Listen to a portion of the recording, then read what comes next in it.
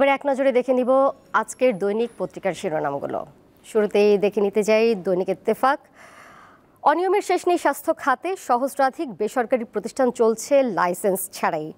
স্বাস্থ্য খাত সংস্কার কমিশনের প্রতিবেদন প্রধান উপদেষ্টা প্রফেসর মোহাম্মদ ইউনূসের কাছে গতকাল ঢাকায় রাষ্ট্রীয় অতিথি ভবন যমুনায় স্বাস্থ্য খাত সংস্কার কমিশনের প্রতিবেদনটি হস্তান্তর করা হয়। সেখানে কিছু সুপারিশ করা হয়েছে। এর মধ্যে উল্লেখযোগ্য হচ্ছে স্বাস্থ্য খাতকে মৌলিক অধিকার হিসেবে সংবিধানে অন্তর্ভুক্তি।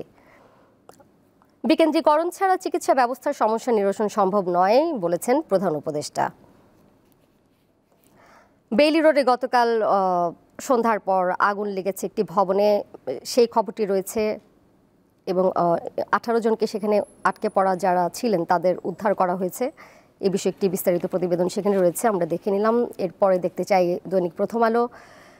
জাতীয় বাজেটের 15% স্বাস্থ্যে রাখার প্রস্তাব। সংস্কার কমিশনের প্রতিবেদন নিয়ে তারাও প্রতিবেদন করেছে। স্বাস্থ্য খাত সংস্কারে প্রায় 200 সুপারিশ করেছে কমিশন। এর মধ্যে মুখ্য সুপারিশ 32টি। খালেদা জিয়া ফিরছেন আজ, নেতাকর্মীদের হাতে থাকবে পতাকা। বেগম খালেদা জিয়াকে অভ্যর্থনা জানানোর যে প্রক্রিয়াটি রয়েছে সেটি নিয়ে একটি বিস্তারিত প্রতিবেদন করা হয়েছে এখানে। দৈনিক সমকালে সচিবালয়ের নন ক্যাডার কর্মকর্তাদের মাঠ পর্যায়ে পাঠাতে বিধিমালা হচ্ছে। নতুন নিয়োগ বিধিমালা সংক্রান্ত কমিটি গঠন করা হয়েছে। এক পক্ষ এর বিরুদ্ধে, আরেক পক্ষ একে স্বাগত জানিয়েছে। জেলা উপজেলার কর্মকর্তারা আসবেন সচিবালয়ে, সবার পদোন্নতি একই নিয়মে হবে।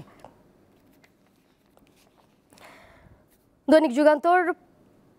পলাতক আওয়ামী গডফাদারদের নানা অপতৎপরতা, বড় নাশকতার আশঙ্কা। পুলিশে লুট হওয়া 1375 অস্ত্র এবং 2,57,849 রাউন্ড গোলা বারুদের বড় অংশ নিষিদ্ধ ছাত্রলীগ এবং যুবলীগ নেতাদের হাতে। অবৈধ অস্ত্রের বিষয়ে মামলা হচ্ছে। ষড়যন্ত্রকারীদের বিরুদ্ধে সাইবার আইনে ব্যবস্থানের প্রক্রিয়া চলছে জানিয়েছেন আইজিপি। এক নজরে দেখে নিলাম আজকের দৈনিক পত্রিকার শিরোনামগুলো।